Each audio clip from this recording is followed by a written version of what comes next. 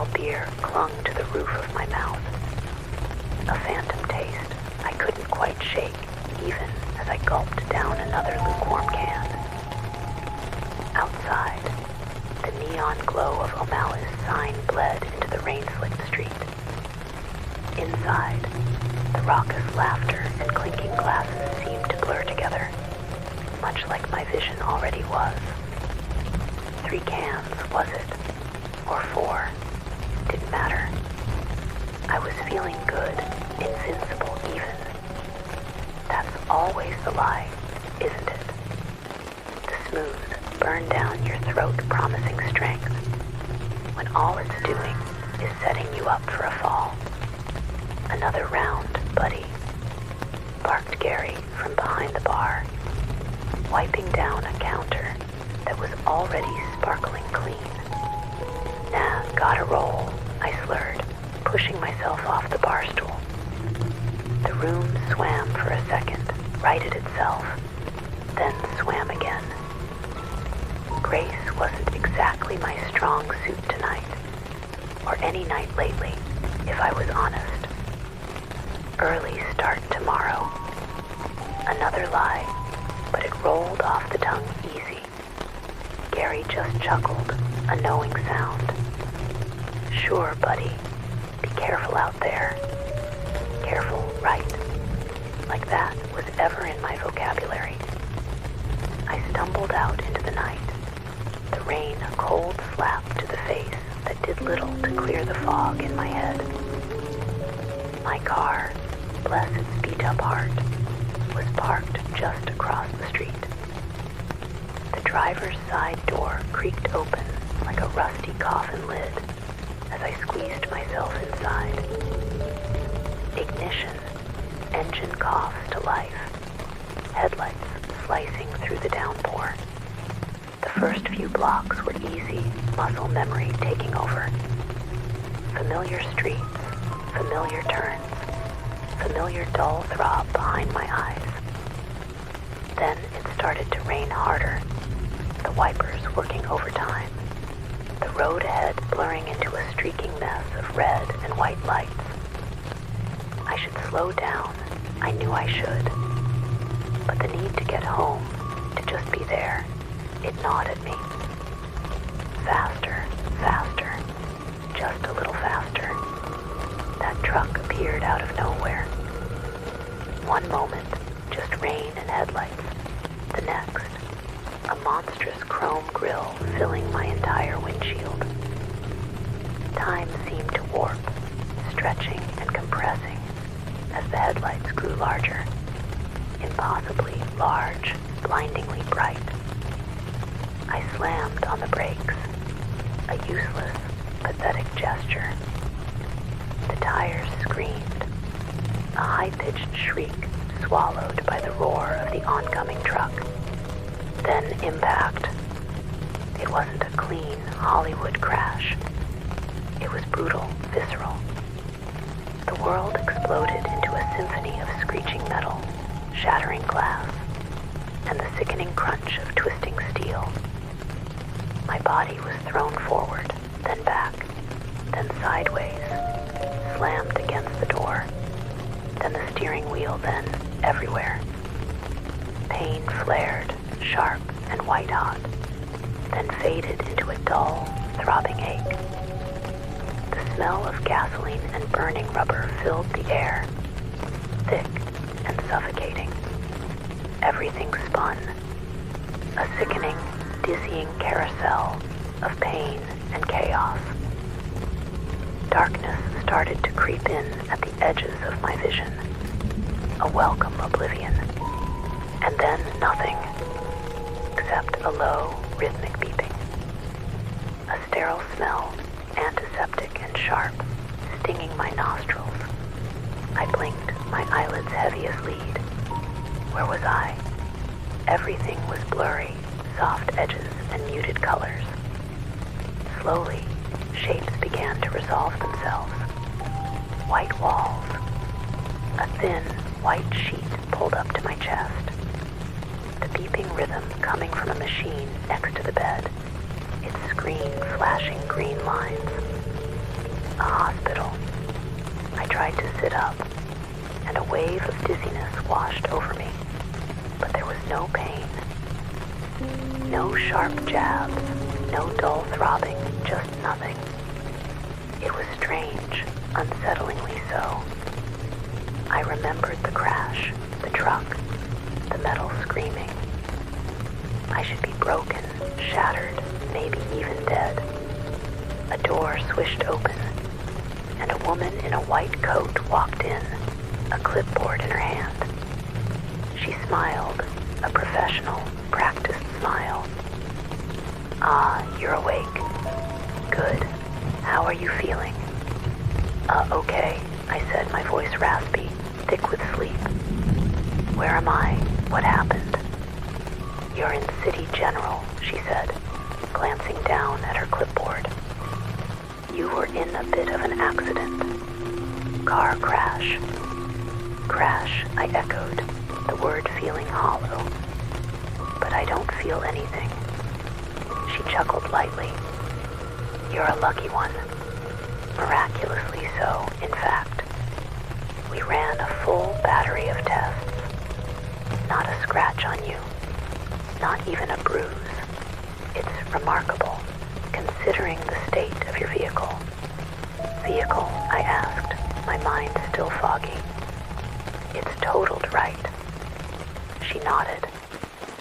"Totaled is an understatement, Miss Davis." She consulted the clipboard again. "Rebecca Davis." "Yes, Miss Davis. You should be 6 feet under.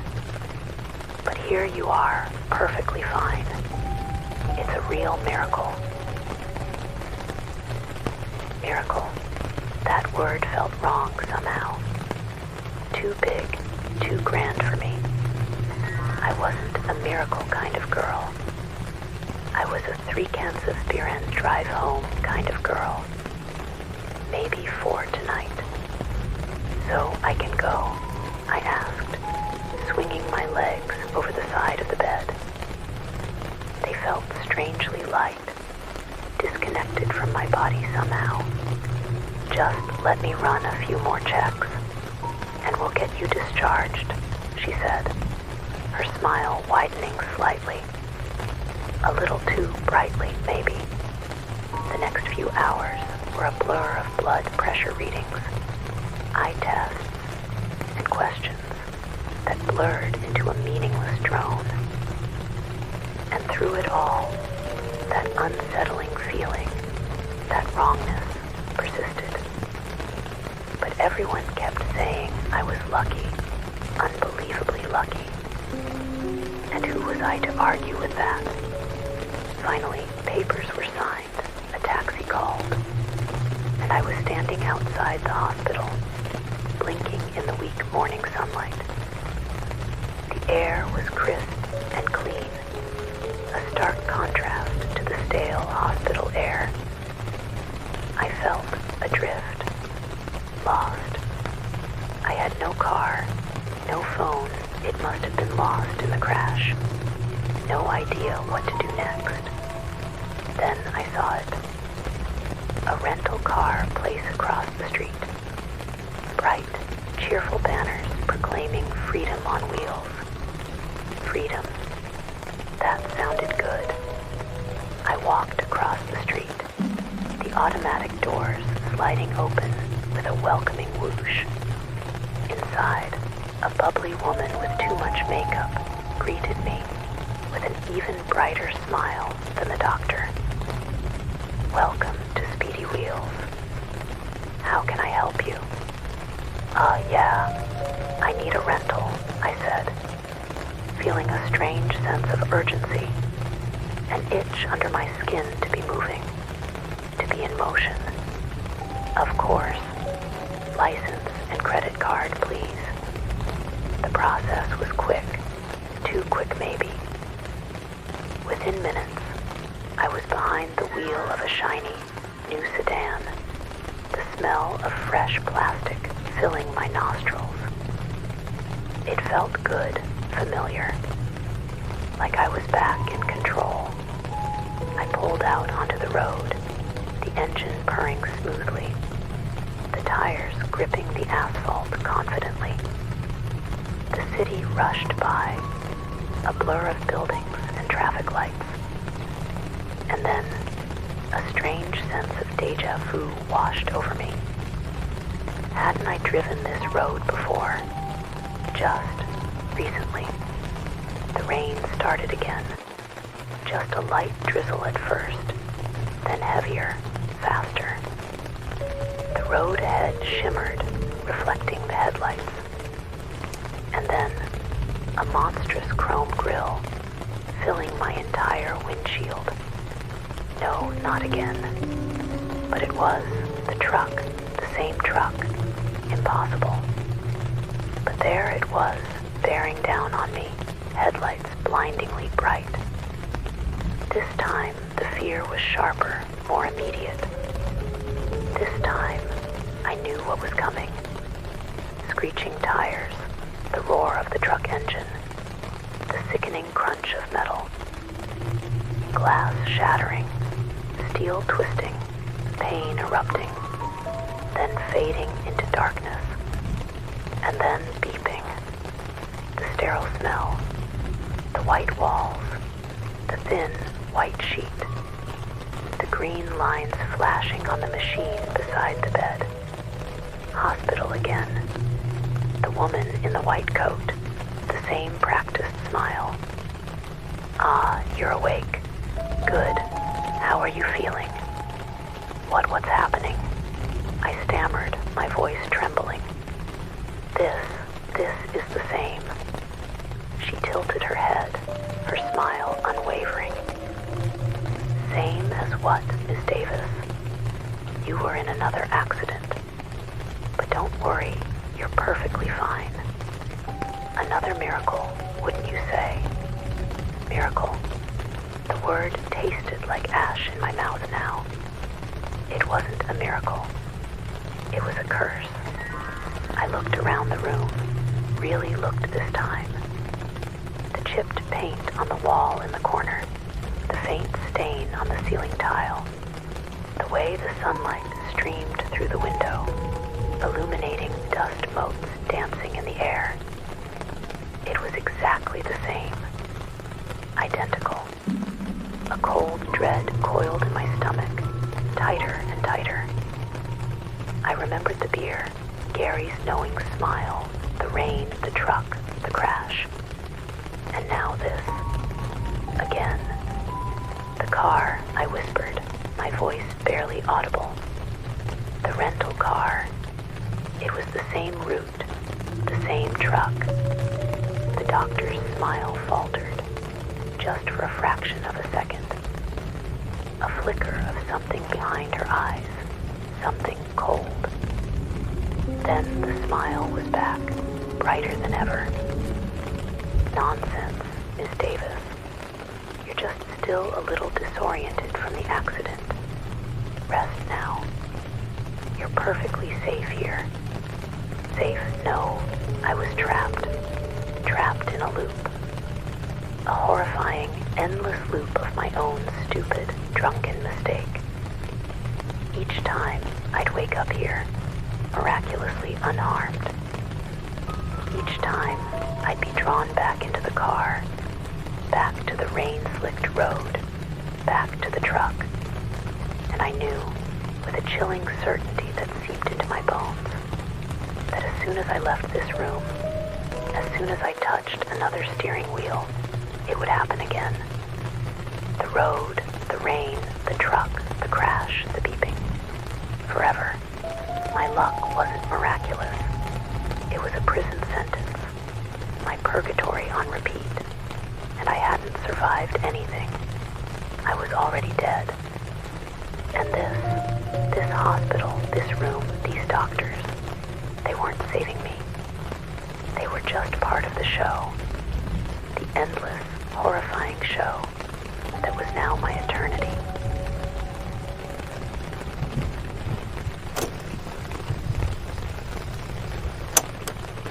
I never thought moving to Maplewood would be a mistake. The quaint little neighborhood, with its wide roads shaded by ancient maples and houses, adorned with cheerful decorations, beckoned to me like a siren's song. At the time, I was craving a fresh start. The comforting idea of suburban bliss filled my mind. But soon, it felt as though I stepped into a suffocating nightmare I couldn't wake from. It all began with the barking. It started small, just a few strangled barks echoing through the night. Initially, I dismissed it as the usual antics of an overzealous dog protecting its territory. My new neighbor, Mr. Griggs, lived next door, and I could see the monstrous shadow of his dog lurking behind the fence. I noted the way it seemed to stare at me with unsettling, unblinking eyes.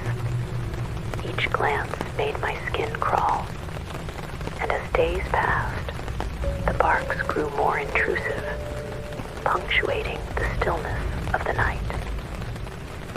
No matter how much I called for quiet, the creature persisted, its aggressive growls vibrating through the wood of my walls. I felt its presence, always watching.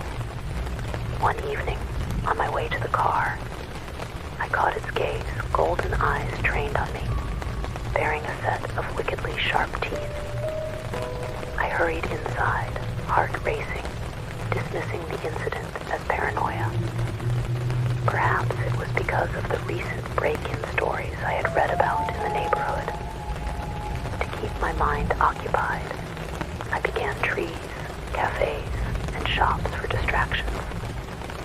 But still, day after day, night after night, the creature would bark and howl as if it were mocking my existence.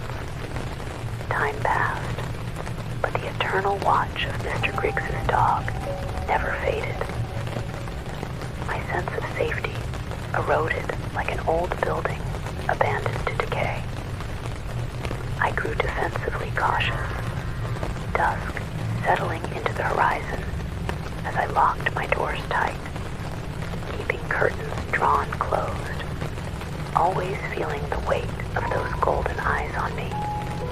Then came the night of reckoning. I had settled in for the evening, sipping lukewarm tea, while the shadows slipped into my living room, and silence wrapped around me like a heavy blanket. Suddenly, a wild growl erupted from outside, sharp enough to pierce my calm. The dog's barking morphed into a restless howl, a sound full of ferocity and power. A protest against the mundane. I grabbed my flashlight and stepped onto the porch, heart hammering against my ribcage. The air was thick, charged with an eerie quiet that swallowed the noises of traditional nightlife. The beast stood by the fence, poised, an amalgamation of muscle and ferocity. I felt paralyzed, unable to step forward or back. But then it charged. I barely had time to react as the creature leaped over the fence, landing in front of me with a snarl. The light from my flashlight danced off its sleek fur, shimmering like black onyx. It was bigger than I ever anticipated, alive with rage and primal instinct. It lunged at me, jaws open wide. An instinct kicked in as I stumbled back. I grabbed the nearest object, the potted plant that sat on my porch, and hurled it toward the beast. It smashed against its head, a dirty surge of soil flinging everywhere. For a moment, the dog faltered. For a fraction of a second, I thought I held the upper hand. But that hope shattered as the creature shook itself off, eyes glowing brighter in the now illuminated darkness. It turned to me, hissing like a feral cat, nostrils flared. As it lunged forward, I grasped one of my porch chairs, using it as a barrier. It snarled as it collided against the chair, teeth snapping inches from my hand. Adrenaline surged, a surge of survival instinct taking over. I swung the chair with all my might, catching the beast off guard. It stumbled back, a low growl rumbling deep within its throat. "Get back," I screamed. For a moment, it hesitated. Then, to my astonishment, it began to morph, its body shifting in ways that defied nature's law.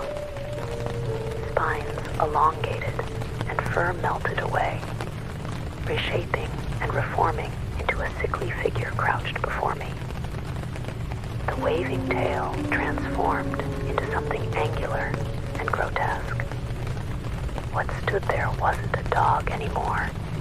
It was a twisted abomination, highlighting all that's hidden in the corners of human darkness. Enough. A voice bellowed from behind, breaking the spell. Mr. Griggs emerged from the shadows, a dark silhouette against the porch light, his frame towering over me. "What is that?" I gasped, eyes wide. He strode forward calmly, as if he often moderated the chaos of this shape-changing creature. "My guard," he said, his voice cold, void of emotion. "I don't want." "It's here to protect you," he interrupted, his sharp gaze boring into mine. "From what lurks in your attic?" "What?" Then, with a wave of his hand, he silenced the creature, which slumped into docile submission. "You haven't heard the stories?" he asked, advancing on my trembling form. "There's been a killer, a man who preys on women who seem vulnerable. He has taken residence in your very home, a sick monster masquerading under the guise of normality." The horror of his words landed heavy on my soul. I turned to look at my ceiling, where the slightest creak could easily be dismissed. "No." He stepped closer, gesturing with controlled precision. "He couldn't access you because she was always watching. But now, before he could finish, the cacophony of metal scraping shrieked from above. Desperate footfalls echoed as if a madman was racing across the boards in crazed haste, sweat trickling down my back. I turned to see the menacing figure from my nightmares gave life to my worst fears. The creature's eyes flared back to life, blazing with intent. And just like that, the struggle for survival began anew, vibrating in the air as the lines of flesh and fur interwove into the desperate narrative of protection and terror weaved through this abandoned house.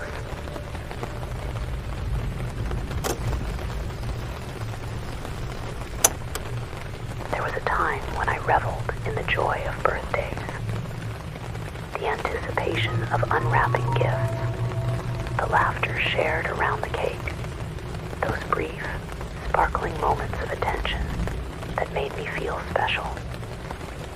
But today, as I awakened in the dim light of my room, something felt amiss. It was my birthday again, yet the air felt thick, like syrup weighed down by a heavy silence that wrapped around me like a suffocating cloak. Sunlight filtered through the curtains, illuminating the dust specks dancing in the stale air. I glanced over at my bedside table, expecting a card or perhaps a forgotten gift. But it was bare, just a lonely lamp casting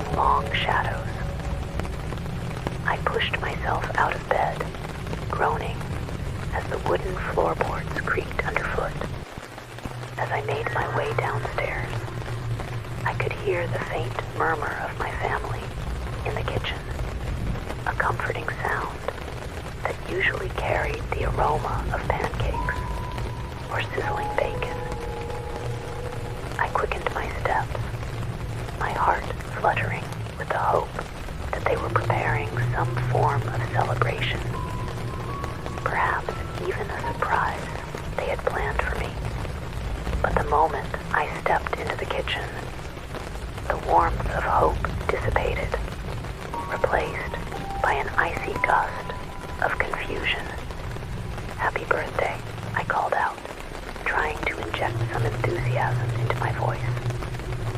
I waved, adrenaline rushing through me, only to watch in bewilderment as my mother briefly turned, and then went back to her task of stirring a pot on the stove, her movements mechanically dull. My father sat with his back to me, fiddling with his phone, while my younger brother munched on a piece of toast, eyes glued to the screen of a streaming show. They didn't even turn around. I laughed nervously, a hollow echo in my throat. "You guys don't have to pretend. I'm right here." No response. A knot formed in my stomach. Surely they wouldn't forget my birthday. Surely they couldn't have forgotten me.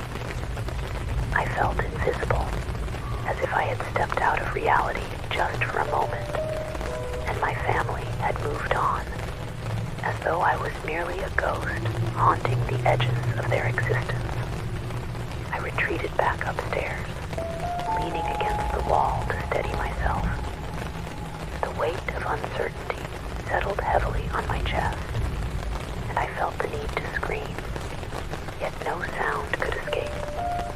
Instead, I lay back down, staring at the ceiling. Perhaps this was some bizarre prank, a misunderstanding. I waited for laughter or a surprise that never arrived. Minutes turned to hours, and I drifted from one thought to another.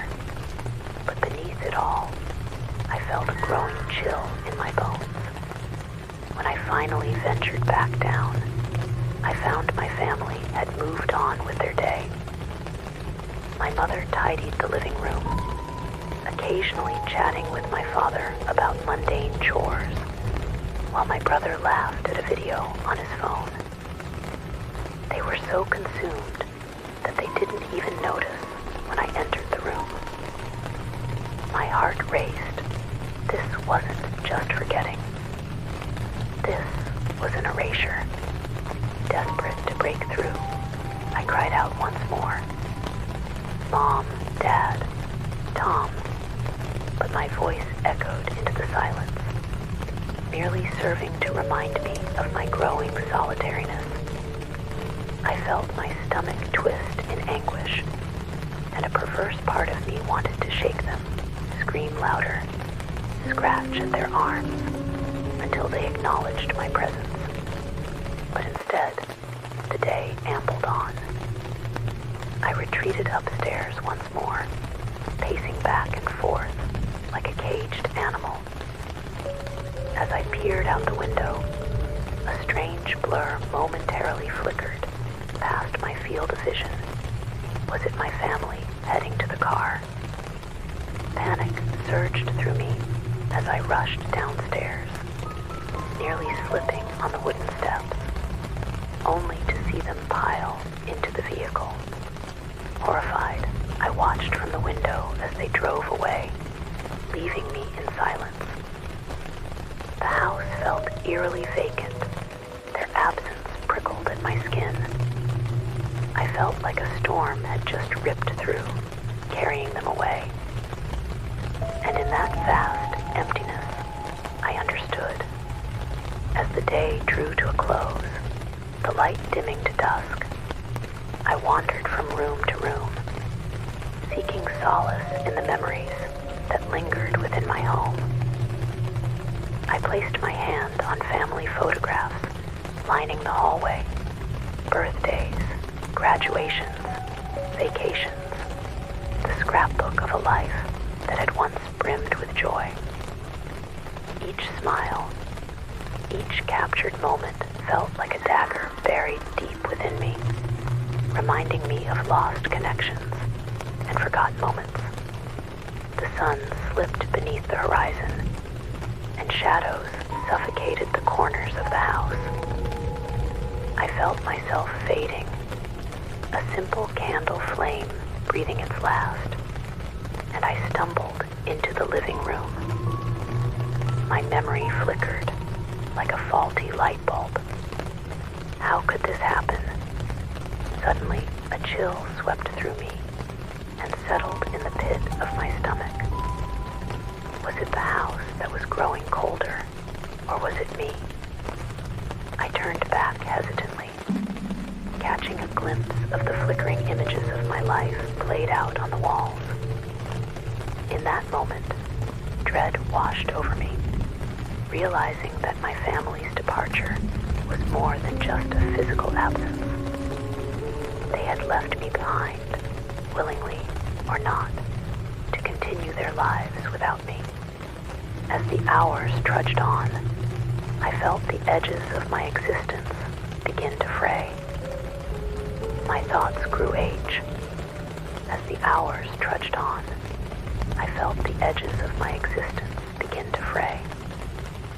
My thoughts grew hazy, faces twisted into darkness. The laughter of my family faded into static. I ran to the doorway, yelling their names, hoping to grasp their attention, to anchor myself before I slipped into the void. But all that met me was silence, thick and unforgiving. Then it struck me. Today wasn't a celebration at all. It was the anniversary of something tragic, something I had somehow tucked away in the recesses of my mind. The connections I had with my family had been severed the day I took my last breath. I was no longer a part of their world, and just like that, I felt a tug at my essence, a cruel violation of all I once was. I staggered, grasping at the air, trying to hold onto something, anything, but it slipped through my fingers like fog. With every passing moment, I faded further and further away, until I was nothing more than a whispering memory, the ghost of a birthday long forgotten, a woman lost to the tides of time and grief. As the last remnants of my existence flickered away, I caught one final glimpse of my family in the car, driving off into the night, completely unaware of the void I left behind. As I sank into the darkness, all that remained was the echo of a sorrowful goodbye. Happy birthday,